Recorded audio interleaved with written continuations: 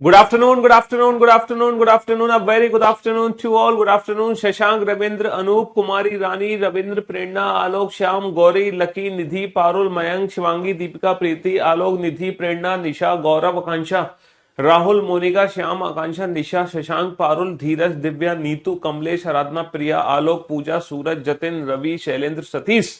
क्या हालचाल भाई आप लोगों के? बढ़िया, फर्स्ट क्लास, शानदार, जानदार, एकदम झगास। Good afternoon, good afternoon, good afternoon. A very good afternoon to all. Good afternoon, good afternoon, good afternoon. A very good afternoon to all. तो भाई आज हम पढ़ने जा रहे हैं बहुत ही शानदार जानदार चैप्टर, जिसका आपको वर्षों से इंतजार था कि सर ये वाला चैप्टर कब कराएंगे। हैं बहुत बेताबी से, है ना, बहुत बेसब्री से आप इस टॉपिक का इंतजार कर रहे थे, जो रीजनिंग की आन बान शान है, जिस चैप्टर के नाम से ही रीजनिंग शुरू होती है। जब भी हम रीजनिंग का नाम अपने दिमाग में लाते हैं तो वो चैप्टर हमारे दिमाग में जरूर आता है। बहुत ही शानदार जानदार चैप्टर है, ठीक है। हाँ जी, और इस टॉपिक से हम बचपन से फैमिलियर हैं, हम जानते हैं इस टॉपिक के बारे में, है ना। बचपन से हम इस चैप्टर के बारे में बहुत अच्छे से जानते हैं, बचपन से हम इस चैप्टर से बहुत अच्छे से फैमिलियर हैं। जी हाँ भाई और बहनों, सही सुना आपने। तो आज हम शुरू करने वाले हैं चैप्टर डाइस यानी कि पासा, जो सबसे ज्यादा मजेदार टॉपिक है। देखो सारे ही चैप्टर बहुत मजेदार है, लेकिन डाइस चैप्टर की पढ़ने में मजा ही एक अलग है ना। डाइस चैप्टर को पढ़ने का मजा ही एक अलग है, विदाउट यूजिंग एनी पेन और paper. Without using any pen और पेपर, समझ रहे हो।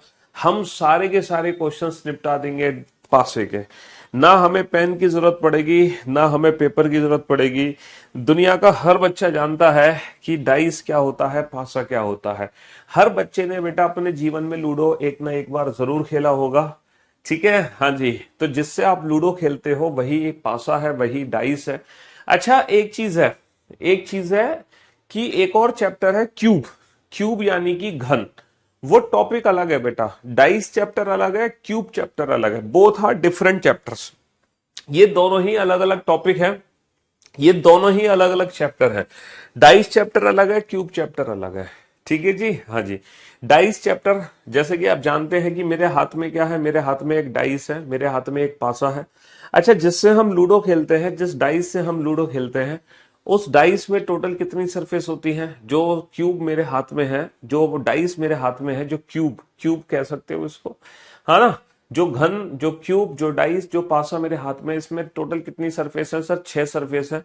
जैसे कि एक पे लिखा हुआ, एक सरफेस पे एक लिखा हुआ है, फिर दो लिखा हुआ है, तीन लिखा हुआ है, चार लिखा हुआ है ना, और पांच लिखा हुआ है, पांच के बाद ये 6 लिखा हुआ है। तो यहाँ पर 6 अलग अलग सरफेस है। अच्छा, ये जो डाइस आप देख रहे हो मेरे हाथ में, इस डाइस पे मैंने यूज किया है नंबर्स का। किसका यूज किया है? नंबर्स का यूज किया है, 1 से लेके 6 तक। लेकिन जरूरी नहीं है कि जो हमारे एग्जाम में क्वेश्चन आएंगे उस डाइस में 1 से लेके 6 तक ही नंबर्स होंगे। एग्जाम में जो क्वेश्चन आएगा डाइस का, वहां पर नंबर्स की जगह हम अल्फाबेट का भी यूज कर सकते हैं, वहां पर हम सिंबल्स का भी यूज कर सकते हैं, वहां पर हम सिंबल्स का भी यूज कर सकते हैं। समझ रहे हो। एक क्वेश्चन आता है जिसमें डाइस की 6 सरफेस को अलग अलग कलर से पेंट होता है ना। जो कलर्ड क्यूब होता है ना, जो कलर्ड डाइस होता है, कलर्ड क्यूब या कलर्ड डाइस, वो चैप्टर अलग है और उस चैप्टर को हम पढ़ते हैं क्यूब नाम से। वो चैप्टर ही डिफरेंट है, जिसमें हम डाइस की 6 की 6 सरफेस कलर कर देते हैं, देन आफ्टर उसको स्मॉलर क्यूब्स में कट करते हैं। तो कटिंग ऑफ स्मॉलर क्यूब वाला जो टॉपिक है वो डिफरेंट टॉपिक है। यहाँ पर हम डाइस चैप्टर पढ़ेंगे जिसमें 6 सरफेस होंगी। 6 सरफेस पर 1 से लेकर 6 तक की संख्याएं हो सकती हैं, ए से लेके एफ तक के लेटर्स हो सकते हैं, और सिंबल्स का भी यूज हो सकता है। अच्छा, मुझे एक बात बताओ, जब भी हम डाइस को देखते हैं, तो जब भी हम डाइस को देख रहे होते हैं तो हमें एट ए टाइम टोटल कितनी सरफेस दिखाई देती हैं? जब आप इस डाइस को देख रहे हो तो आपको कितनी सरफेस दिखाई दे रही है? 3 सरफेस दिखाई दे रही है। देखो, 6 दिखाई दे रहा होगा आपको, आपको 2 दिखाई दे रहा होगा, और आपको दिखाई दे रहा होगा 1।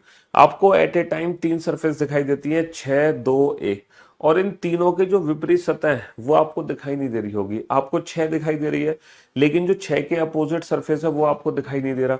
आपको 2 दिखाई दे रहा है, लेकिन जो 2 के अपोजिट सरफेस है वो आपको दिख नहीं रही।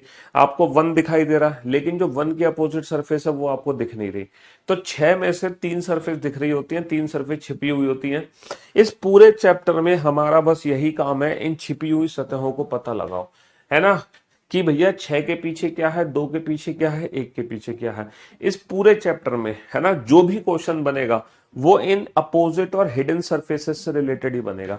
हमारा काम इस चैप्टर में यही है, छिपी हुई सतहों को ढूंढना, छिपी हुई सतहों को पता लगाना।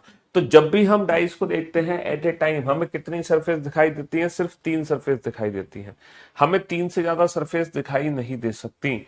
ठीक है, हमें 3 ही सरफेस दिखाई दे सकती हैं, हमें 3 से ज्यादा सरफेस दिख ही नहीं सकती किसी भी पासे में।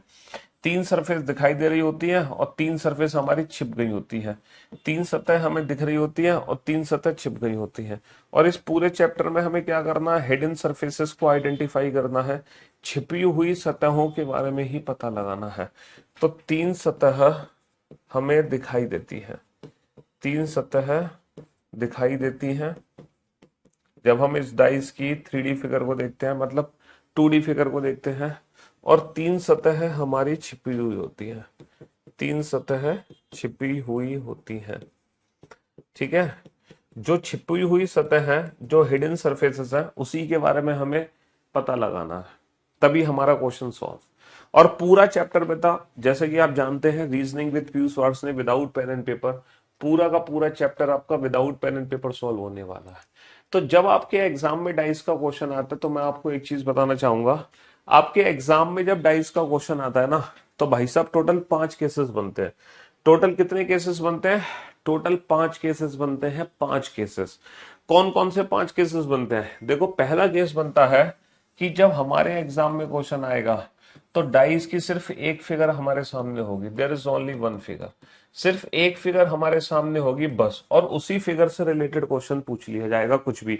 जैसे कि ये सिंगल फिगर हमारे सामने है, जैसे कि ये सिंगल फिगर हमारे सामने है और इसी सिंगल फिगर से रिलेटेड कोई भी क्वेश्चन हमारे एग्जाम में आ सकता है, कोई भी क्वेश्चन। मतलब डाइस की सिर्फ एक सिंगल फिगर आपके सामने होगी और इसी सिंगल फिगर से रिलेटेड कोई भी क्वेश्चन वो पूछ सकते हैं, समझ रहे हो, कोई भी क्वेश्चन पूछ सकते हैं एक सिंगल फिगर से रिलेटेड, पहला क्वेश्चन। दूसरा क्वेश्चन क्या बनता है, दूसरा क्वेश्चन क्या बनता है, केस सेकंड।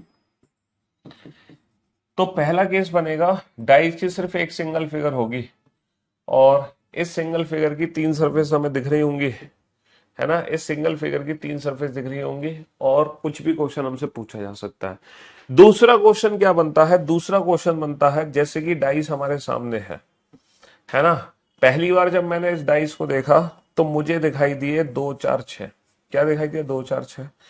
अब इसी डाइस को किसी और एंगल से भी आपको दिखाया जा सकता है, मतलब एक ही डाइस की 2 अलग अलग सरफेस आपको दिखाई जा सकती है, एक ही डाइस की 2 अलग अलग सरफेस आपको दिख सकती है। जैसे कि पहली बार आपने देखा 2 4 6, दोबारा इस डाइस को आपने देखा तो आपको दिखाई दिया सपोज 4 3 1, मतलब एक ही डाइस को 2 बार दिखाया जा सकता है। और तीसरा केस क्या बनता है, तीसरा केस क्या बनता है, case third, more than 2 position. जब हमारे क्वेश्चन में एक ही पासे की 2 से ज्यादा फिगर होंगी, मतलब 3 फिगर भी हो सकती है क्वेश्चन में, 4 फिगर भी हो सकती है, 5 फिगर भी हो सकती है, 6 फिगर भी हो सकती है, 7 फिगर भी हो सकती है। तो कहने का मतलब है जब आप एग्जाम में बैठे होगे, जब आप एग्जाम में बैठे होगे तो या तो सिंगल फिगर क्वेश्चन आपके सामने होगा, या फिर डबल फिगर क्वेश्चन आपके सामने होगा, या फिर 2 से ज्यादा फिगर वाला क्वेश्चन आपके सामने होगा। ठीक है, कितने केस बन गए बेटा, 3 केस बन गए। आप सोच रहे हो सर यही 3 केस बनेंगे, अब इन 3 के अलावा क्या बचा, इन 3 के अलावा क्या बचा, या तो सिंगल फिगर क्वेश्चन एग्जाम में आएगा, या डबल फिगर क्वेश्चन एग्जाम में आएगा, या 2 से ज्यादा फिगर वाला आएगा। अब कौन सा केस बच गया, एक और केस बच गया बेटा, केस 4, मतलब 2 केस और बचे अभी, केस 4 बच गया बेटा। चौथा जो केस है वो केस ये है, जैसे कि जब आप इस डाइस को देख रहे हो तो ये डाइस की बेटा क्यूबिक फॉर्म है ना, ये डाइस की क्यूबिक फॉर्म है। ठीक है, ये डाइस की क्या है, ये डाइस की क्यूबिक फॉर्म है, क्यूबिक फॉर्म है ना। इसी डाइस को मैं आपको ओपन करके दिखा सकता हूं लाइक दिस, देखो ये डाइस की ओपन फॉर्म है, यानी कि मैंने पूरा पासा खोल के रख दिया आपके सामने, ये ओपन फिगर है। जब जब हम इस फिगर को फोल्ड करेंगे, जब हम इस फिगर को फोल्ड करेंगे तो बेटा ये भी एक क्यूब की शेप देगा, ये भी एक क्यूब की शेप देगा, यानी कि फोल्ड होने पर देखो ये डाइस बन गया, फोल्ड होने पर ये डाइस बन गया ना।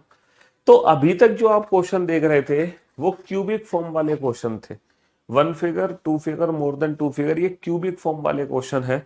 लेकिन कभी कभी एग्जाम में डाइस के ना ओपन फिगर वाले क्वेश्चन भी आ सकते हैं, डाइस के ओपन फिगर वाले क्वेश्चन भी आ सकते हैं। तो चौथा केस बनता है जब हमें डाइस की ओपन फिगर दी हो, जब हमें डाइस की, है ना, डाइस की ओपन फिगर दी हो, यानी कि ओपन डाइस, ओपन डाइस दिया हो, ठीक है। और लास्ट और आखिरी और पांचवा केस बनेगा केस 5।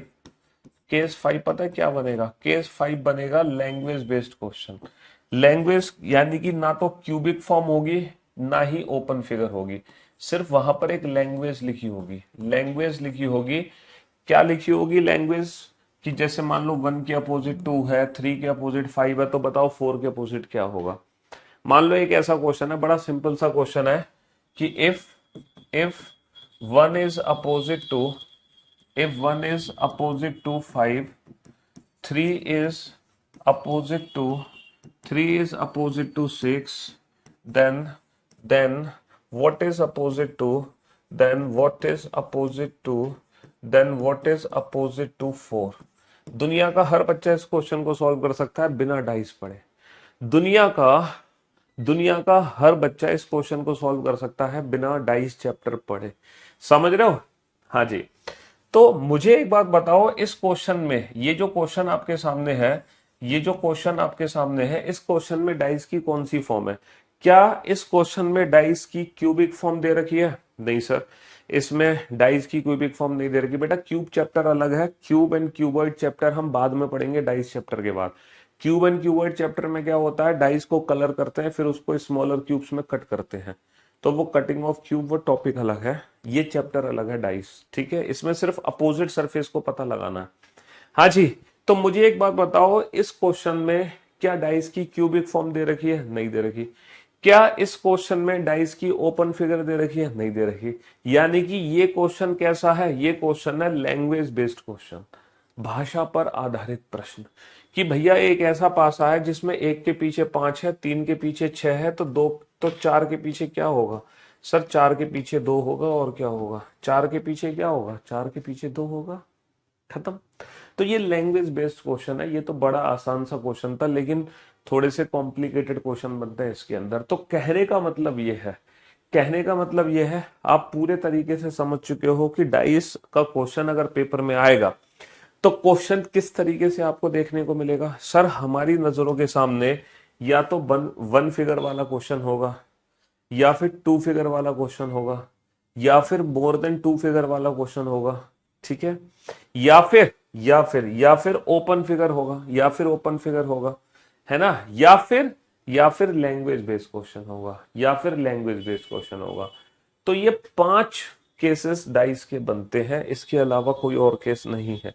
अच्छा मुझे एक बात बताओ, मैं एक छोटा सा क्वेश्चन आप लोगों से पूछना चाहता हूं, बहुत ही बेसिक सा क्वेश्चन है, ठीक है। हाँ ये हटा देता हूं मैं, ये तो बस ऐसे ही मैं आपको समझाना चाह रहा था। हाँ जी। कि जब भी एग्जाम में 2 फिगर का क्वेश्चन आएगा, मान लो एग्जाम में एक ही पासे की 2 अलग अलग स्थितियां आपके सामने है। पहली बार जब आपने डाइस को देखा तो आपको दिखाई दिया, जैसे आप पहली बार इस डाइस को देखो तो आपको क्या दिखाई दे रहा है ये बताओ। सर हमें दिखाई दे रहा है सामने 1, ऊपर 2, राइट हैंड साइड पे क्या दिखाई दे रहा है? राइट हैंड साइड पे 3। मुझे क्या दिखाई दे रहा है? मुझे सामने तो 1 दिखाई दे रहा है, ऊपर 2 दिखाई दे रहा है, राइट हैंड साइड पे 3 दिखाई दे रहा है। 1 2 3, 1 2 3 दिखाई दे रहा है ना? हाँ। इसी डाइस को मैं अभी आपको दोबारा से दिखाऊंगा, इसी डाइस को मैं आपको दोबारा से दिखाऊंगा। देखो लाइक दिस। अब बताना, अब आपको क्या दिख रहा है इस डाइस में? अब आपको क्या दिख रहा है? सामने क्या दिख रहा है? 5, ऊपर क्या दिख रहा है? 4, राइट हैंड साइड पे क्या दिख रहा है? 6। सामने दिख रहा है 5, ऊपर दिखाई दे रहा है 4, राइट हैंड साइड पे दिखाई दे रहा है 5, है ना, 4 और 6। तो मुझे एक बात बताओ, जब मैंने एक ही डाइस को 2 अलग अलग एंगल से आपको दिखाया, तो दोनों बार देखने पर ऐसी कितनी सरफेस हैं जो कॉमन आपको दिखाई दे रही हैं?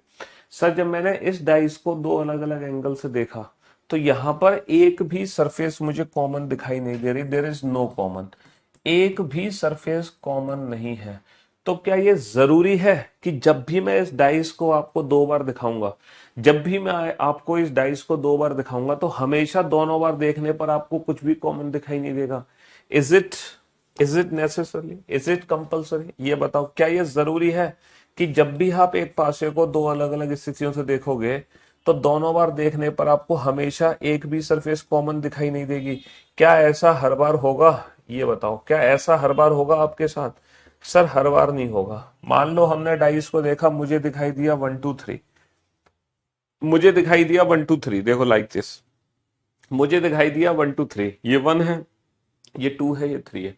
अब इसी डाइस को मैं किसी और एंगल से दिखाता हूं, मैं इसी डाइस को किसी और एंगल से दिखाता हूं। देखना सामने क्या है, सामने है 5, सामने क्या है 5, ऊपर क्या है सर, ऊपर है 3, और राइट हैंड साइड पे क्या है सर, राइट हैंड साइड पे है 4।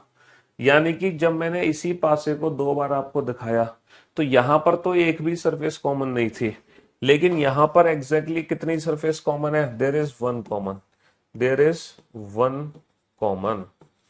तो ये एक बात बताओ, जब भी हम डाइस को 2 अलग अलग एंगल से देखेंगे तो क्या यही 2 केसेस मिलेंगे हमें? या तो दोनों फिगर में कुछ भी कॉमन नहीं होगा, या फिर दोनों फिगर में एग्जैक्टली एक सरफेस कॉमन होगी।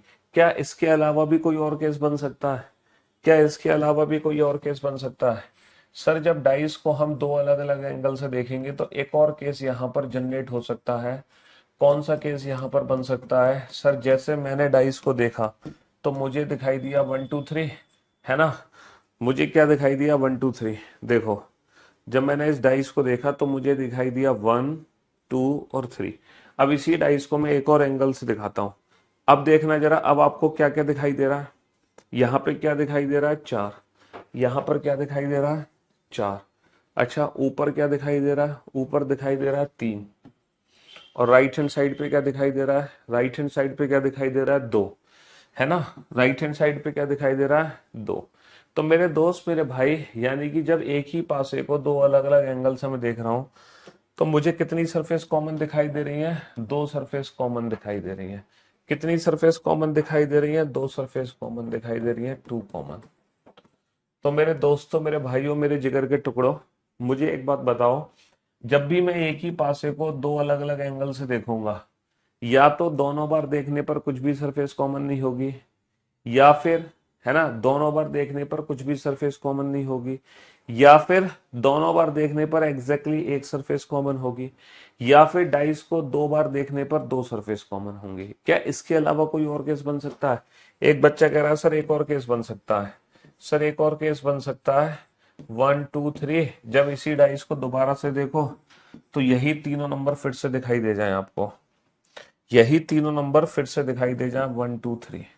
तो मेरे दोस्त, मेरे भाई, अगर आपको तीनों नंबर कॉमन दिखाई दे रहा है, यानी कि फिर ये 2 फिगर क्वेश्चन नहीं है, ये 2 फिगर क्वेश्चन नहीं है, ये ओनली 1 फिगर क्वेश्चन है, क्योंकि ये दोनों फिगर सेम है।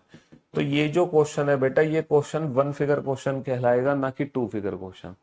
तो ये 2 अलग अलग फिगर नहीं है, ये एक ही फिगर है। बेसिकली ये एक ही फिगर है, एक ही फिगर है। तो अब आप बहुत अच्छे से समझ गए होंगे, जब भी आप डाइस को 3, है ना, जब भी आप डाइस को देखोगे, जब भी आप डाइस का क्वेश्चन एग्जाम में पाओगे तो बेटा 5 केसेस बनेंगे, 5 केसेस बनेंगे। या तो एग्जाम में 1 फिगर क्वेश्चन आएगा, या फिर एग्जाम में, देखो आंखें बंद करो, आंखें बंद कर लो आप और इमेजिनेशन करो कि आप एग्जाम सेंटर में बैठे हो, कंप्यूटर स्क्रीन आपके सामने है और डाइस का क्वेश्चन आपके सामने आ गया, है ना? डाइस का क्वेश्चन आपके सामने आ गया। आंखें बंद कर लो सारे बच्चे, डाइस का क्वेश्चन आपके सामने, और इमेजिन करो, है ना, इमेजिनेशन करो कि जो क्वेश्चन आपके सामने है सबसे पहले वो कौन सा क्वेश्चन आएगा। सर डाइस का क्वेश्चन हमारे सामने आया है तो वो 1 फिगर क्वेश्चन है, यानी कि हमें डाइस की सिर्फ एक ही फिगर दिखाई दे रही है, ये है पहला क्वेश्चन। फिर हम दूसरे क्वेश्चन पे गए, जब हम दूसरे क्वेश्चन पे गए तो वो मिलेगा हमें 2 फिगर क्वेश्चन। कौन सा क्वेश्चन मिलेगा? डाइस की कोडिंग रॉन्ग की है। कौन सी डाइस की कोडिंग रॉन्ग की है? कौन सी कोडिंग कर दी मैंने डाइस की? है, हाँ। तो मेरे दोस्त, मेरे भाई, जब हम 2 फिगर पे गए तो 2 फिगर के अंदर 3 केस बनेंगे। या तो दोनों फिगर में एक भी सरफेस कॉमन नहीं होगी, या फिर दोनों फिगर में एग्जैक्टली एक सरफेस कॉमन होगी, या फिर दोनों फिगर में दो सरफेस कॉमन होंगी। कहने का मतलब है एग्जाम में या तो वन फिगर क्वेश्चन होगा, वन फिगर नहीं होगा तो टू फिगर क्वेश्चन होगा। अच्छा, टू फिगर के अंदर भी तीन केस बनेंगे, या तो दोनों फिगर में कुछ भी कॉमन नहीं होगा, या दोनों फिगर में एग्जैक्टली एक सरफेस कॉमन होगी, या दोनों फिगर में दो सरफेस कॉमन होंगी। दोनों फिगर में तीन सरफेस कॉमन नहीं हो सकती क्योंकि वो फिर वन फिगर क्वेश्चन ही कहलाएगा। या फिर या फिर एग्जाम में बेटा हमें दो से ज्यादा फिगर दिखाई देंगी। हमारे क्वेश्चन में हमें तीन फिगर दिख रही है, किसी को चार दिख रही है, किसी को पांच दिख रही है, किसी को छह दिख रही है, किसी को सात दिख रही है। समझ रहे हो बेटा? अगर आपने अभी 12th की है तो आप ग्रेजुएशन करो और ग्रेजुएशन के साथ साथ ही एसएससी सीजीएल की तैयारी कर लो, क्योंकि फिर आपके पास पूरे 3 साल है और आप शानदार तरीके से तैयारी कर सकते हो। तो जब दो से ज्यादा फिगर देख रहे हो तो दो से ज्यादा फिगर बेटा आपको तीन फिगर दिखें, चार फिगर दिखें, पांच फिगर दिखें, छह फिगर दिखे, ये सारे क्वेश्चन एक जैसे हैं। एक बच्चा कह रहा है सर मुझे तो डाइस की क्यूबिक फॉर्म दिख ही नहीं रही, मुझे तो ओपन डाइस दिखाई दे रहा है, ओपन फिगर, है ना? तो भैया चौथा केस बनेगा ओपन फिगर और पांचवा केस बनेगा लैंग्वेज बेस्ड क्वेश्चन। तो मैं उम्मीद करता हूं डाइस का क्वेश्चन एग्जाम में कैसे पूछा जाएगा, डाइस का क्वेश्चन एग्जाम में कैसे पूछा जाएगा सारे बच्चों को बहुत अच्छे से पता चल गया। क्यों भाई? डाइस का क्वेश्चन एग्जाम में कैसे पूछा जाएगा सारे बच्चों को पता चल गया है? सारे बच्चों को पता चल गया कि नहीं पता चल गया? संदीप भाई तीन ही तो टॉपिक हैं तुम्हारे, क्यों परेशान हो रहे हो? हाँ, पता चल गया डाइस का क्वेश्चन एग्जाम में कैसे पूछा जाएगा है? कैसे पूछा जाएगा? कैसे पूछा जाएगा? सर एग्जाम में जब क्वेश्चन आएगा या तो वन फिगर क्वेश्चन आएगा, है ना, या तो वन फिगर क्वेश्चन एग्जाम में आएगा या फिर टू फिगर क्वेश्चन आएगा। अच्छा, टू फिगर आएगा तो उसके अंदर भी तीन केस बनेंगे, या तो नो कॉमन वाला क्वेश्चन होगा, दोनों फिगर में एक भी सरफेस कॉमन नहीं होगी, या फिर दोनों फिगर में एग्जैक्टली एक सरफेस कॉमन होगी, या फिर दोनों फिगर में दो सरफेस कॉमन होंगे।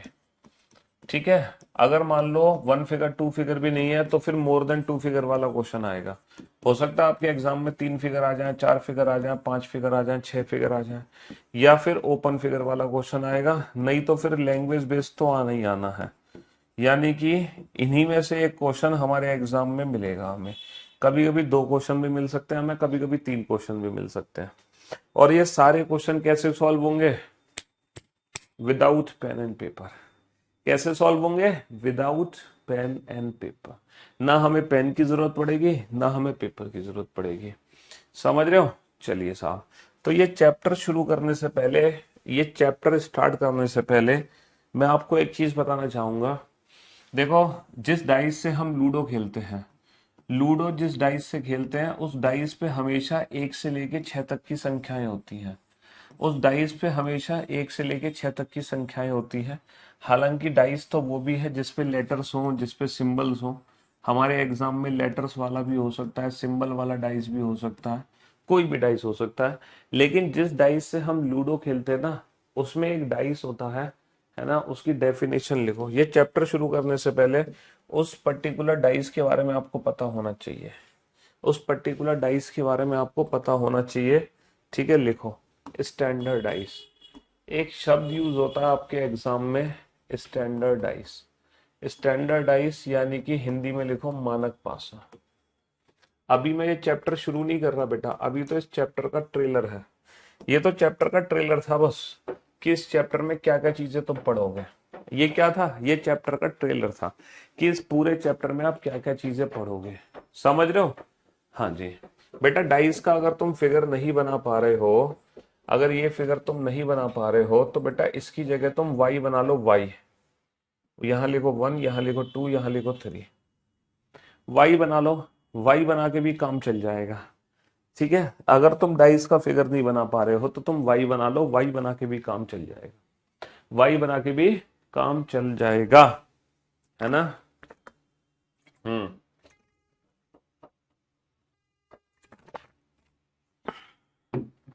चलिए साहब, तो मेरे दोस्त, मेरे भाइयों, मेरे जिगर के टुकड़ों, अब आप बोर्ड पे ध्यान से देखना, ध्यान से समझना। What is standard dice, what is मानक पासा।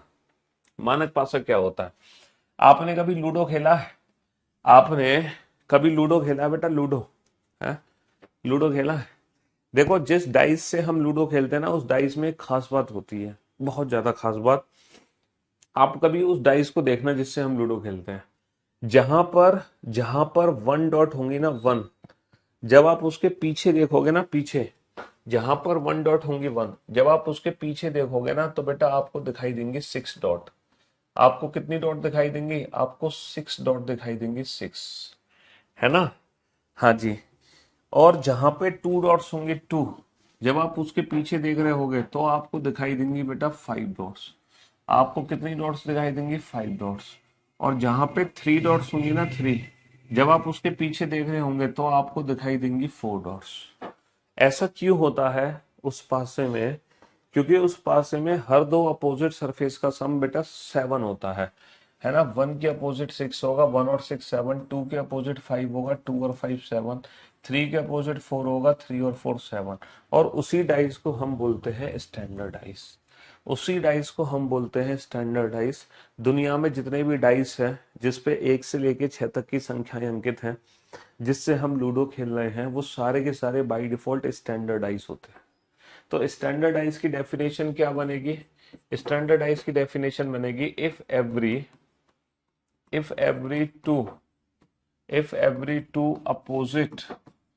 every two opposite surfaces sum is equal to 7, if every two opposite surfaces sum is equal to 7, then the dice is called then the dice is called then the dice is called a standard dice. Then the dice is called a standard dice. If every two opposite surfaces sum is equal to 7, then the dice is called a standard dice. यदि यदि प्रत्येक दो यदि प्रत्येक दो यदि प्रत्येक दो विपरीत सतहों का योग 7 हो, यदि प्रत्येक दो विपरीत सतहों का योग 7 हो, यदि प्रत्येक दो विपरीत सतहों का योग 7 हो, तब उस पासे को तब उस पासे को तब उस पासे को मानक पासा कहते हैं। तब उस पासे को मानक पासा कहते हैं। यदि प्रत्येक दो विपरीत सतहों का योग 7 हो, तब उस पासे को मानक पासा कहते हैं, है ना? तो जो मानक पासा होगा उसका सलूशन क्या होगा? मानक पासे का सलूशन क्या होगा? मानक पासे का जो सलूशन होगा वो क्या होगा बेटा? यदि प्रत्येक दो विपरीत सतह का योग 7 हो तो उस पासे को मानक पासा कहते हैं। मानक पासा में हमेशा 1 के पीछे 6, 6 के पीछे 1, 2 के पीछे 5, 5 के पीछे 2, 3 के पीछे 4, 4 के पीछे 3 मिलेगा। यदि प्रत्येक दो विपरीत सतह का योग 7 हो तो उस पासे को मानक पासा कहते हैं। अब आप में से कई बच्चे सोच रहे होंगे कि सर, अगर आपका डाइस स्टैंडर्ड नहीं है, जैसे कि सर आपने ये वाला डाइस दे रखा है, सर इस डाइस में 1 के अपोजिट तो सर 4 है ना? सर इस डाइस में 1 के अपोजिट क्या है? 4। तो यानी कि ये लूडो वाला डाइस तो है नहीं, यानी कि ये मानक पासा तो है नहीं। और सर अगर मान लो वो डाइस है जिसपे सर नंबर्स की जगह अल्फाबेट है, जिसपे नंबर्स की जगह, है ना, नंबर्स की जगह अल्फाबेट सर, जिसपे सिंबल्स है, सिंबल्स, तो ये तो स्टैंडर्डाइज होते नहीं है ना? ये वाले जो डाइस हैं ये तो स्टैंडर्ड हो नहीं सकते। बताओ, ये स्टैंडर्ड हो सकते हैं? कभी नहीं हो सकते। हाँ जी बेटा, 1 बजे। ये तो स्टैंडर्ड हो नहीं सकते भाई। स्टैंडर्डाइज क्या होगा? जिसमें हर दो विपरीत सतहों का योग 7 हो। तो इन पासों में तो हर दो विपरीत सतहों का योग 7 हो नहीं सकता। और जो मेरे हाथ में पासा है ना, इसमें 1 के पीछे 4 है, तो ये वाला पासा भी मानक पासा नहीं है। तो इन पासों को क्या कहेंगे? यानी कि दुनिया में वो पासे जो मानक पासे नहीं है, उनको भी तो कुछ नाम दोगे, हैं? उनको क्या नाम देंगे? उनको नाम देंगे हम जनरल डाइस। उनको क्या नाम देंगे? उनको नाम देते हैं जनरल डाइस। यानी कि दुनिया के वो सारे पासे जो मानक नहीं है वही साधारण है, साधारण पासा, जनरल डाइस, साधारण पासा। डेफिनेशन क्या बनी बेटा? डेफिनेशन बहुत इजी बन गई। डेफिनेशन बहुत इजी बन गई। If the dice is not standard, if the dice is not standard, if the dice is not standard, then it is called then it is called if the dice is not standard, then it is called a general dice. It is called a general dice. ठीक है। हाँ जी, if the dice is not standard, यदि पासा मानक नहीं है, यदि पासा मानक नहीं है, यदि पासा मानक नहीं है, तब वह एक तब वह एक साधारण पासा कहलाता है। तब वह एक साधारण पासा कहलाता है। यदि पासा मानक नहीं है तब वह एक साधारण पासा कहलाता है। अच्छा, मानक पासा क्या होता है? मानक पासा क्या होता है बेटा? मानक पासा वो पासा होता है जिसमें 1 के अपोजिट 6 हो, है ना, 2 के अपोजिट 5 हो, 3 के, देखो इसमें 2 के अपोजिट 5 है, इसमें 2 के अपोजिट 5 है, वही तो सही है। सिर्फ बेटा 2 के पीछे 5 होने से पासा मानक नहीं हो सकता। 2 के पीछे 5 होने के साथ साथ बेटा 3 के पीछे 4 भी होना चाहिए, है ना, एक के पीछे 6 भी होना चाहिए, तभी वो पासा मानक कहलाएगा। तो दुनिया में वो सारे पासे जो मानक पासे नहीं है, वो सारे के सारे कौन से पासे होते हैं? वो सारे के सारे जनरल डाइस होते हैं, वो सारे के सारे साधारण पासा होते हैं। तो मेरे हाथ में जो डाइस है बेटा, वो कौन सा डाइस है? वो एक साधारण पासा है, यानी कि एक जनरल डाइस है।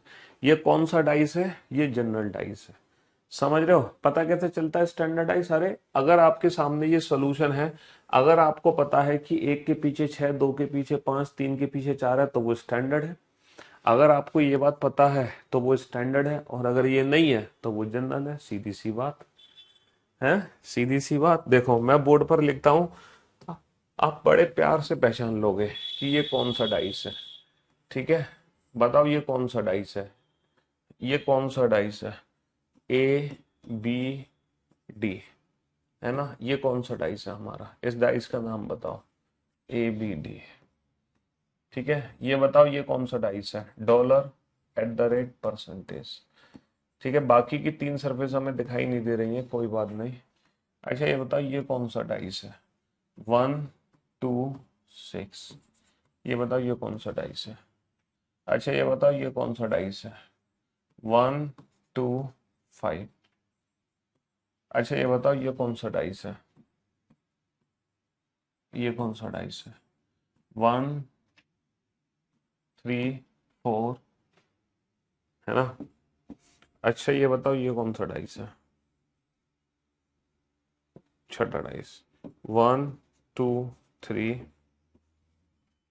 अच्छा ये बताओ ये कौन सा डाइस है? 4 5 6। ठीक है। अच्छा ये बताओ ये कौन सा डाइस है? 1 3 5। अच्छा ये बताओ ये कौन सा डाइस है? 2 4 6। यहां पर मैंने डाइस बनाया है। अब आपको बताना है ये कौन कौन से डाइस है, ये स्टैंडर्ड डाइस है या जनरल डाइस है? सर ये तो स्टैंडर्ड हो ही नहीं सकता, ये डेफिनेटली 100% जनरल डाइस है। ये 100% जनरल डाइस है। सर ये 100% जनरल डाइस है, इसमें तो कोई शक ही नहीं है। अच्छा ये बताओ ये कौन सा डाइस है? हाँ, क्वेश्चन पेपर में डाइस का फिगर बना हुआ आता है। ये बताओ ये कौन सा डाइस है? सर ये 100% जनरल डाइस है। पता है क्यों जनरल डाइस है? ये स्टैंडर्ड कभी हो ही नहीं सकता। ये 100% जनरल डाइस है, 100%। है ना, महाभारत में शकुनी के पास जादुई पासा था, वो ना स्टैंडर्ड था ना वो जनरल था, वो एक अलग किस्म का पासा था। समझ रहे हो? ये कौन सा डाइस है बेटा? ये एक जनरल डाइस है, जनरल। पूछो क्यों? क्या मुझे कोई बता सकता है ये साधारण पासा क्यों है, ये मानक पासा क्यों नहीं हो सकता? सर ये कभी भी मानक पासा नहीं हो सकता। क्यों? क्योंकि मानक पासा में बेटा 1 के पीछे 6 जाएगा, यहाँ पर 1 और 6 एक दूसरे की एडजेसेंट है। तो हम 100% यकीन से कह सकते हैं कि इस पासे में 1 के पीछे 6 नहीं है, जबकि स्टैंडर्डाइज बनने के लिए 1 के पीछे 6 का होना जरूरी है, और यहाँ पर 1 के पीछे 6 कभी जा ही नहीं सकता। तो यानी कि ये कभी स्टैंडर्ड नहीं बन सकता, तो यानी कि ये हमेशा जनरल रहेगा। अच्छा ये कौन सा डाइस है? सर ये 100% हमेशा जनरल डाइस रहेगा। क्यों रहेगा? क्योंकि स्टैंडर्ड डाइस में 1 के पीछे 6 होगा। सर हो सकता है 1 के पीछे 6 हो, लेकिन 2 के पीछे 5 होना चाहिए, और यहाँ पर 2 के पीछे कभी 5 नहीं हो सकता, क्योंकि 2 और 5 एक साथ दे रखे हैं। यहाँ पर 2 के पीछे कभी 5 हो ही नहीं सकता, यानी कि ये डाइस 100% जनरल डाइस है। अच्छा ये कौन सा डाइस है? सर ये भी 100% जनरल डाइस है। क्योंकि स्टैंडर्ड आइस में बेटा 3 के पीछे 4 होना चाहिए, जबकि यहाँ 3 के साथ 4 दे रखा है ना। 3 के पीछे 4 होना चाहिए जबकि 3 के साथ दे रखा है। तो ये तीनों पासे कभी भी स्टैंडर्डाइज नहीं बन सकते, कभी नहीं बन सकते, क्योंकि 1 के पीछे 6 नहीं है, 2 के पीछे 5 नहीं है, 3 के पीछे 4 नहीं है, क्योंकि जो एडजेसेंट सरफेस है वो कभी एक दूसरे के अपोजिट नहीं हो सकती। देखो डाइस में जैसे ये 3 है, अब 3 की एडजेसेंट सरफेस क्या है 1, तो बेटा इस डाइस में कभी भी 3 और 1 एक दूसरे के अपोजिट नहीं जा सकते। अगर 3 यहाँ है 1 यहाँ है तो बेटा 3 के पीछे कभी 1 नहीं हो सकता। समझ रहे हो? हाँ जी।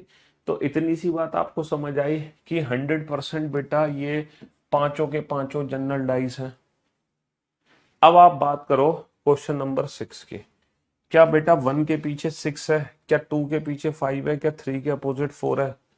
सर कंफर्म नहीं कह सकते, हो भी सकता है नहीं भी हो सकता। तो ये जो डाइस है ना बेटा, ये स्टैंडर्ड हो भी सकता है और नहीं भी हो सकता, यहाँ कंफर्मेशन नहीं है। हाँ, इसको हम मानक पासा बना सकते हैं। कब बना सकते हैं? जब इस डाइस में 1 के पीछे 6 होगा, 2 के पीछे 5 होगा, 3 के पीछे 4 होगा। बट हम 100% श्योर नहीं है कि ये स्टैंडर्ड है। हम 100% श्योर नहीं है, स्टैंडर्ड बनाया जा सकता है बट 100% श्योर नहीं है। Got it? देखो कैसे, ये बताओ, आपको 1 2 3 तीनों एक साथ दिखाई दे रहे हैं। 1 यहाँ पे दिखाई दे रहा है, 2 ऊपर दिखाई दे रहा है, 3 यहाँ पे दिखाई दे रहा है। देखो 1 यहाँ दिखाई दे रहा है, 2 ऊपर दिखाई दे रहा है, 3 यहाँ दिखाई दे रहा है। 1 2 3 ये तीनों एक साथ दिखाई दे रहे हैं ना, दिखाई दे रहे हैं। तो क्या ये स्टैंडर्डाइज है? क्या आप 100% यकीन से कह सकते हो कि 1 के पीछे 6 मिलेगा? देखना जरा, क्या 1 के पीछे 6 है? नहीं सर। क्या 1 के अपोजिट 6 है? नहीं सर। 1 के अपोजिट तो 4 है। तो हो गया ना ये जनरल डाइस। तो सिर्फ 1 2 3 से आप ये कंफर्म नहीं कर सकते कि ये स्टैंडर्ड है, ये जनरल भी हो सकता है। लाइक दिस बेटा, ये स्टैंडर्डाइज भी हो सकता है, ये जनरलाइज भी हो सकता है, ये स्टैंडर्ड भी हो सकता है, ये जनरल भी हो सकता है। यहाँ पर फिक्स आंसर, ये स्टैंडर्ड भी हो सकता है और ये जनरल, यहाँ पर फिक्स आंसर नहीं दिया जा सकता। तो अब मैं समझ गया। अब जिन बच्चों के दिमाग में वहम था, जिनके अंदर भी वहम था स्टैंडर्ड और जनरल को लेकर, जो भी डाउट था, वो सारे के सारे डाउट्स दूर हो गए होंगे, है ना। सारे डाउट्स आपके दूर हो गए होंगे स्टैंडर्ड और जनरल को लेकर। ये 100% जनरल डाइस है, बट ये स्टैंडर्ड जनरल कुछ भी हो सकता है, क्योंकि हमें आंसर्स नहीं पता।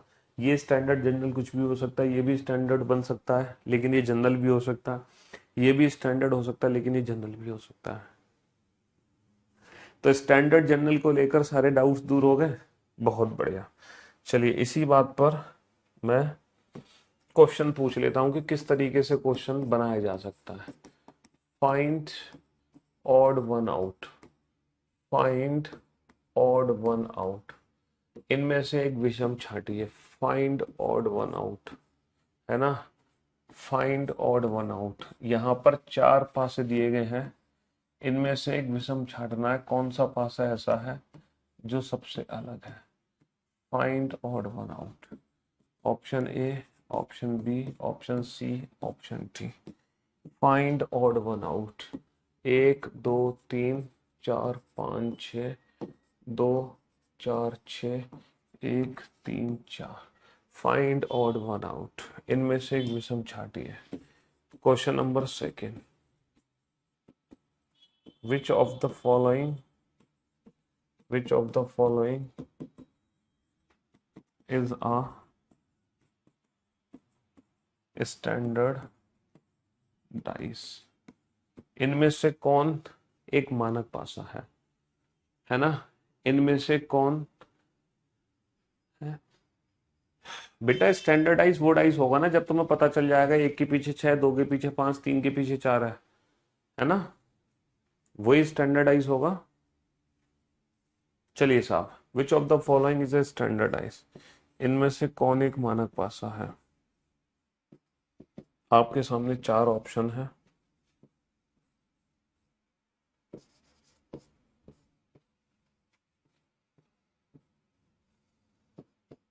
तो अभी तो मैंने आपको सिर्फ स्टैंडर्ड और जनरल का डाउट दूर किया कि what is standard and what is general. बहुत सारे बच्चों को ना भ्रम होता है, कहीं कहीं कुछ कुछ पढ़ लेते हैं तो उनको डाउट हो जाता है।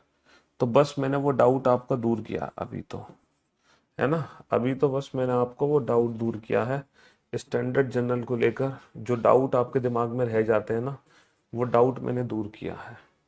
देखो इनमें से विषम क्या है सर, डेफिनेटली ऑप्शन डी सबसे अलग है, क्योंकि ये 100% एक जनरल डाइस है।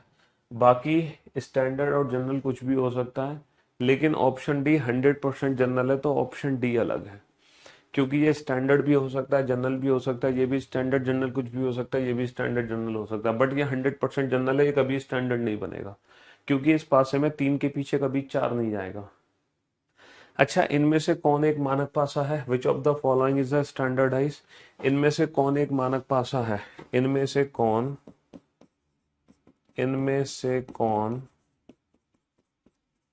एक मानक पासा है? इनमें से कौन एक मानक पासा है?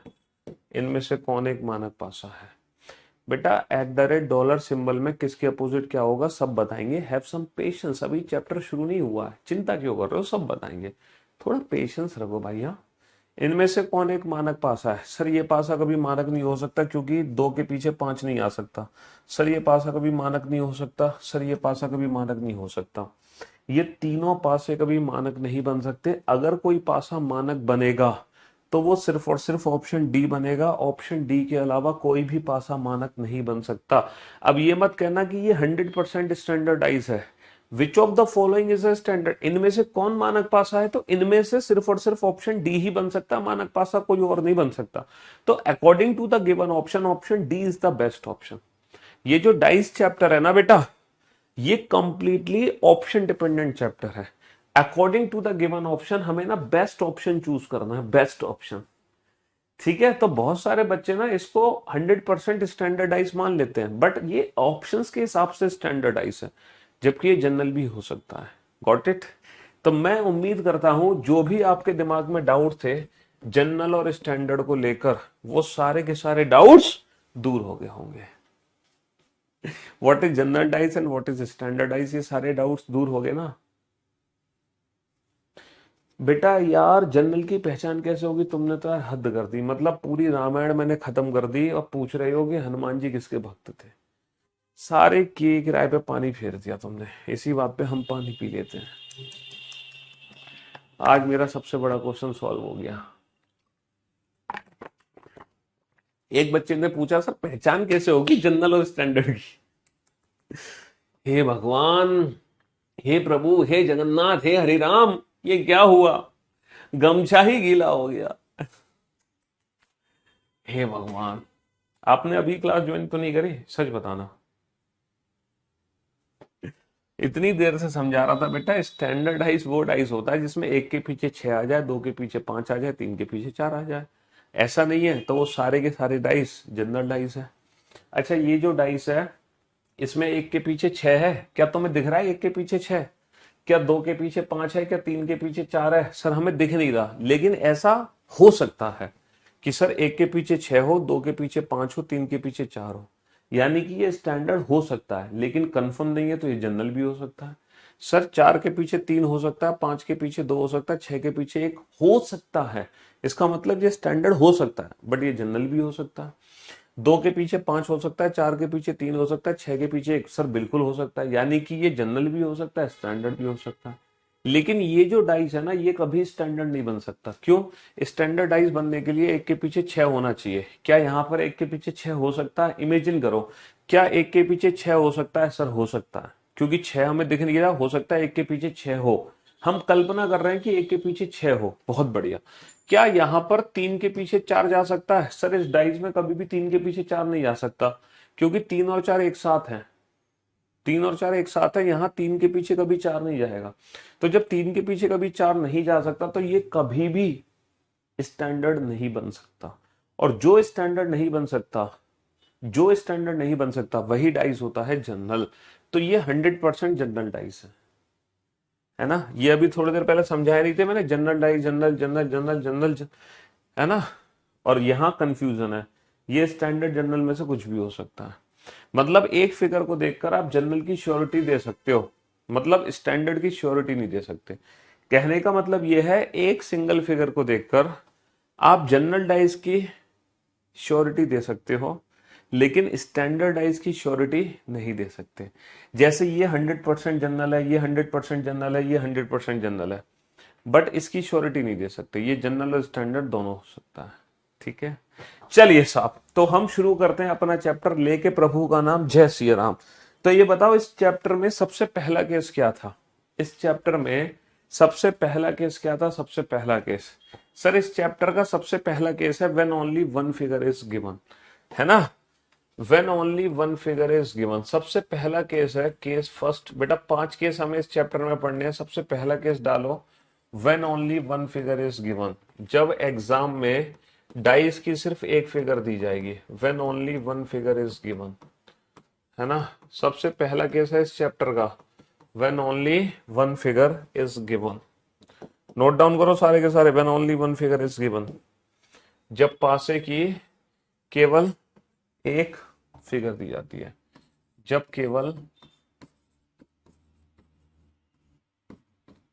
एक स्थिति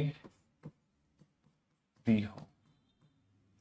ठीक है, तो आज की क्लास का ये पहला क्वेश्चन, ये दूसरा क्वेश्चन, ये तीसरा क्वेश्चन लिखो। सिर्फ एक फिगर बनाओ और यहां पे लिखो 1 2 3, और क्वेश्चन आपसे पूछा है, अच्छा इस पासे में, हाँ, यदि लैंग्वेज भी लिख लो, यदि पासे की 6 सतहों पर 1 से 6 अंक अंकित हैं, तब एक के विपरीत सतह ज्ञात करें। If there are 6 different number on 6 different surfaces, then what is opposite to 1? If there are 6 different numbers on 6 different surfaces, then what is opposite to 1? Then what is opposite to 1?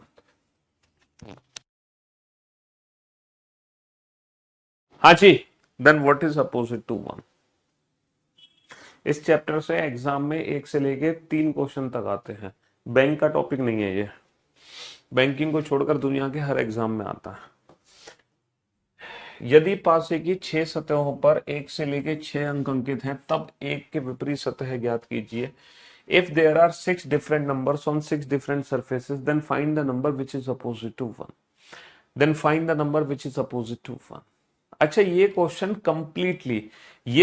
Completely option dependent है। ये question completely option dependent है। बिना option के हम इस question को solve नहीं कर सकते। ये क्वेश्चन कंप्लीटली ऑप्शन डिपेंडेंट है, बिना ऑप्शन के ये क्वेश्चन सॉल्व हो ही नहीं सकता। क्योंकि भाई साहब, ये जो 3 नंबर है ना, 1 2 3, ये तीनों नंबर तो हमेशा एक साथ रहेंगे। ये तीनों नंबर तो हमेशा एक साथ रहेंगे, और इन तीनों नंबर के विपरीत बाकी के जो 3 नंबर है वो आ सकते हैं। बाकी के जो 3 नंबर है वो हो गए 4 5 6। इन तीनों नंबर के विपरीत बाकी के 3 नंबर आ सकते हैं 4 5 6। यहां पर हम कंफर्म आंसर दे ही नहीं सकते। हमारे अंदर कोई जादू थोड़ी है कि हम पीछे झांक के देख लें, अरे एक के पीछे क्या है जरा झांक के देख लो। बेटा इस डाइस में तो मैं झांक के देख सकता हूं एक के पीछे क्या है। यहां तो हम देख सकते हैं एक के पीछे क्या है, 4 है। यहां तो हम देख सकते हैं एक के पीछे 4 है, लेकिन इस फिगर में थोड़ी मैं झांक के देख सकता हूं 1 के पीछे क्या है, नहीं देख सकता ना। बस इतना बता सकता हूं कि ये 3 नंबर एक साथ रहेंगे, और इन तीनों के विपरीत बाकी के जो 3 नंबर है 4 5 6 होंगे, है ना? बाकी के जो 3 नंबर है वो होंगे, बाकी के जो 3 नंबर है वो होंगे। समझ रहे हो? बाकी के 3 नंबर 4 5 6। तो ये क्वेश्चन कंप्लीटली ऑप्शन डिपेंडेंट है। मेरे 4 ऑप्शन कुछ इस प्रकार हैं, 4 5 6, ईदर 4 5 और 6। ठीक है, ये question completely option dependent question है, कंप्लीटली ऑप्शन डिपेंडेंट क्वेश्चन है। 4 5 6 4 5 6 कैन नॉट बी डिटरमाइन, पता नहीं लगा सकते।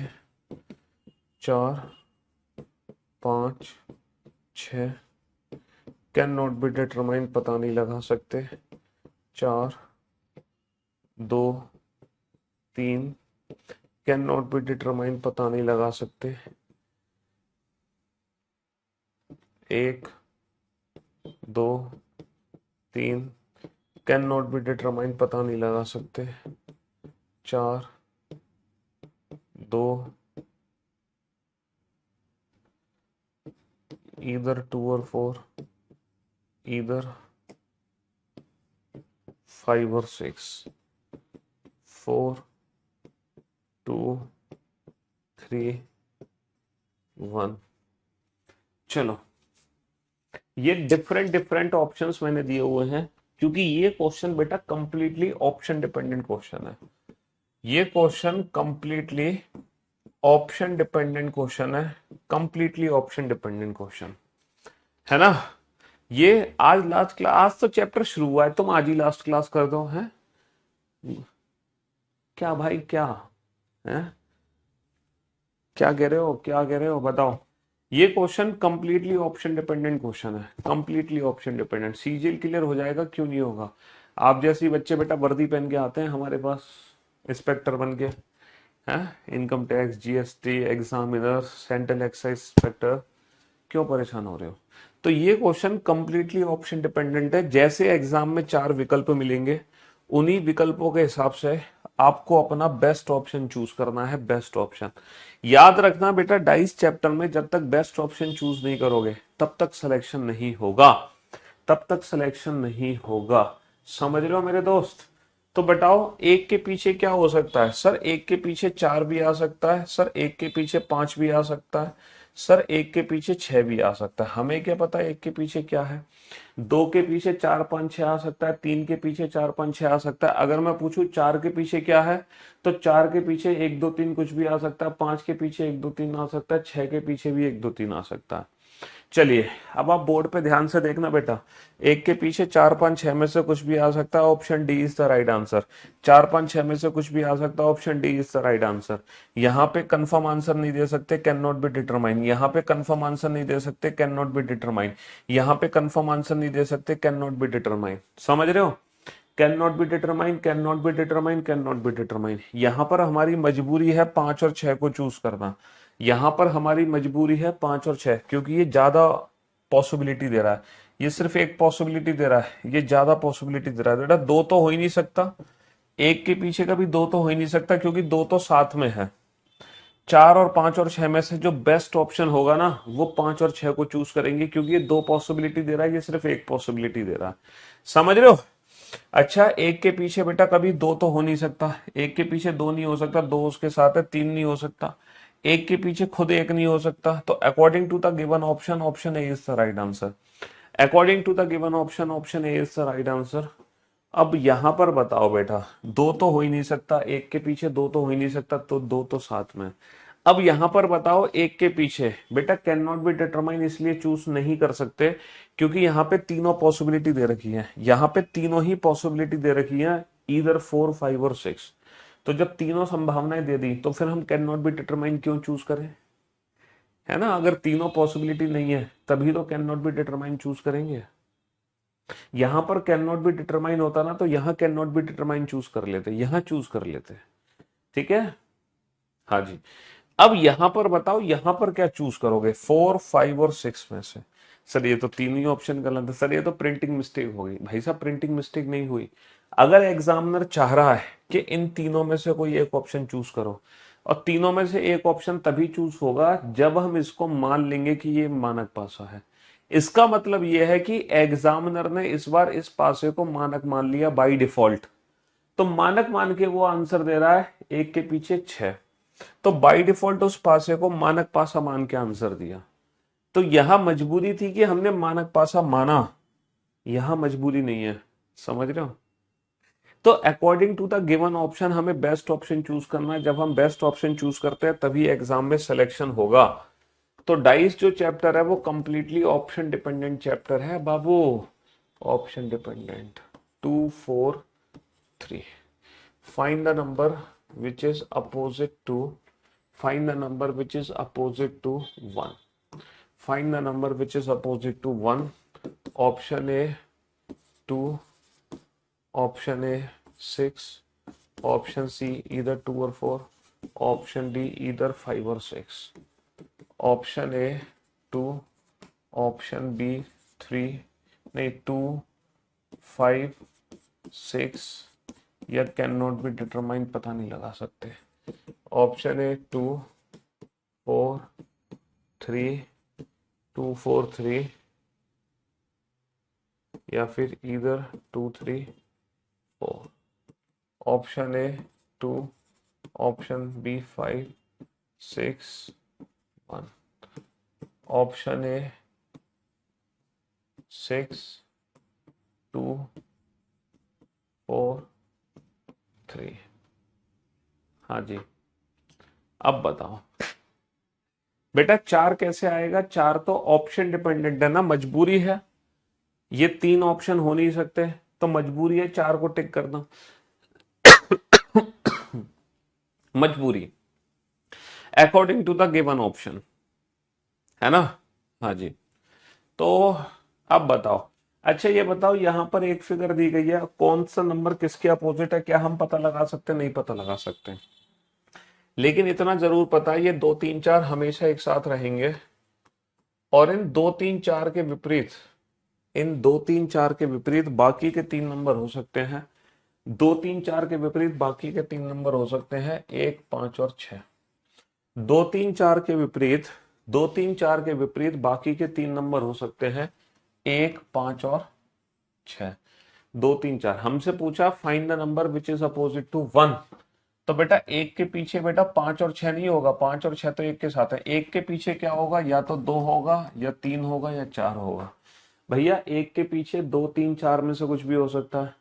5 के पीछे 2, 3, 4, 6 के पीछे 2, 3, 4, 2 के पीछे 1, 5, 6, 3 के पीछे 1, 5, 6, 4 के पीछे 1, 5, 6, है ना? तो हमसे पूछा find the number which is opposite to 1। 1 के अपोजिट 2 होने की पॉसिबिलिटी है, 1 के अपोजिट कभी 6 नहीं हो सकता। 1 के अपोजिट 2, 4 में से कोई भी हो सकता, पॉसिबिलिटी है। 1 के अपोजिट 5, 6 कभी नहीं हो सकता। 1 के अपोजिट 5, 6 कभी नहीं हो सकता। तो या तो एक के पीछे बेटा 2 है, या 2 या 4। तो बेटा ज्यादा पॉसिबिलिटी हमें मिल रही है यहाँ पे, ज्यादा पॉसिबिलिटी मिली यहाँ पे। सर एक के पीछे 2, 4, 2, 3, 4 में से कुछ भी हो सकता है, यानी कैन नॉट बी डिटरमाइन। एक के पीछे 2, 3, 4 में से कुछ भी हो सकता है, कंफर्म आंसर नहीं दे सकते। बेटा एक के पीछे खुद 1 नहीं आ सकता, एक के पीछे 6 नहीं आ सकता क्योंकि ये तो साथ में, एक के पीछे 5 नहीं आ सकता क्योंकि साथ है। तो according to the given option एक के पीछे 2 ही होगा, एक के पीछे 2 ही होगा। अच्छा यहां पर क्या चूज करेंगे? एक के पीछे 2 चूज करोगे, एक के पीछे 3 चूज करोगे, या एक के पीछे 4? क्योंकि एक के पीछे कभी भी 6 नहीं हो सकता, एक के पीछे कभी भी 6 नहीं हो सकता। क्यों नहीं हो सकता? क्योंकि 1 और 6 तो दोनों एक साथ है, 1 और 6 तो दोनों एक साथ है, तो एक के पीछे कभी 6 नहीं हो सकता। एक के पीछे या तो 2 है, या 3 है, या 4 है। अब तुम ये मत सोचना कि इसको स्टैंडर्डाइज मान के एक फिक्स आंसर दे दो, क्योंकि ये स्टैंडर्डाइज मान ही नहीं जा सकता। क्यों नहीं माना जा सकता? क्योंकि ये हमेशा मानक जनरल डाइस है, साधारण पासा। क्यों? क्योंकि बेटा 3 के पीछे कभी 4 नहीं आ सकता, 3 और 4 हमेशा एक साथ रहेंगे। तो जनरल डाइस में किसी भी 2 अगर निकटवर्ती सतह का योग 7 है, तो वो हमेशा, अगर किसी भी 2 निकटवर्ती सतह का योग 7 है, तो वो 100% क्या है? जनरल डाइस 100% साधारण पासा है। अगर किसी भी 2 निकटवर्ती सतहों का योग 7 है, तो वो पक्का क्या है? साधारण पासा। तो इसको स्टैंडर्डाइज मान के आंसर मत देना। जैसे पिछले क्वेश्चन में तुमने इसको स्टैंडर्डाइज मान के 6 चूज कर लिया, लेकिन यहां स्टैंडर्डाइज मान के आंसर नहीं दिया जा सकता। तो बाबू यहां पर वाकई में प्रिंटिंग मिस्टेक है, यहां पर वाकई में प्रिंटिंग मिस्टेक है। चाहे आप 2 चूज करो, चाहे 4 चूज करो, चाहे 3, आपको सबके नंबर मिलेंगे। लेकिन 6 चूज कभी मत कर लेना, क्योंकि एक के पीछे कभी 6 नहीं हो सकता, क्योंकि 1 और 6 तो दोनों एक साथ हैं, 1 और 6 दोनों एक साथ हैं, ये कभी एक दूसरे के विपरीत नहीं आ सकते। सेकंड वाला चेक करो प्लीज, सेकंड वाला कैन नॉट बी डिटरमाइन होगा ना, क्योंकि एक के पीछे 2 आने की पॉसिबिलिटी है, पॉसिबिलिटी ये आ नहीं सकते, ये पॉसिबिलिटी है। तो पॉसिबिलिटी को क्यों चूज करेंगे जब कैन नॉट बी डिटरमाइन है? अगर can not be determine option नहीं होता तो मैं पॉसिबिलिटी चूज करता, लेकिन अभी तो can not be determine choose करूंगा ना, पता नहीं लगा सकते। जब तक सारी पॉसिबिलिटी ना दी गई हो तब तक पॉसिबिलिटी चूज नहीं करते, या फिर कैन नॉट बी डिटरमाइन ना होता तो हम इसको चूज कर लेते। बेटा इस चैप्टर की शुरुआत है, और शुरुआत हम करते हैं बिल्कुल जीरो लेवल से, और जीरो लेवल से टॉप लेवल तक कब आप पहुंच जाओगे आपको पता ही नहीं चलेगा। आपको लगेगा अरे सर ये तो हवा में उड़ा दिया आपने चैप्टर। हाँ जी, है ना। हर क्वेश्चन इस पूरे चैप्टर, बेटा ये चैप्टर खत्म होगा कम से कम 6 से 7 दिन में, और इस चैप्टर के सारे क्वेश्चन आप विदाउट पेन एंड पेपर उड़ा दोगे, ये मेरी गारंटी है। लेकिन 6 से 7 दिन तक आपको पेशेंस रखना पड़ेगा। जब आप कल क्लास अटेंड करोगे तो आज की क्लास के क्वेश्चंस का रिवीजन करके आना, ठीक है। अमेजिंग लेक्चर, ठीक है। तो भाई आज के लिए सिर्फ हम इतना, क्वेश्चन थर्ड एंड फोर्थ में चेक करें। थर्ड में क्या है बेटा, 2 3 4 में से कुछ भी हो सकता है, तो यही आएगा 2 3 4। यहाँ पर 5 6 1 तो हो नहीं सकता, तो हमारी मजबूरी है 2 ऑप्शन को चूज करना, क्योंकि बाकी के ऑप्शन चूज नहीं हो सकते ना, तो ये मजबूरी है। तो आज की सेवा हम यही समाप्त करते हैं, मुलाकात करते हैं आप लोगों से कल। Till then goodbye, love you guys, love you all, take care, शुक्रिया, thank you so much, love you all.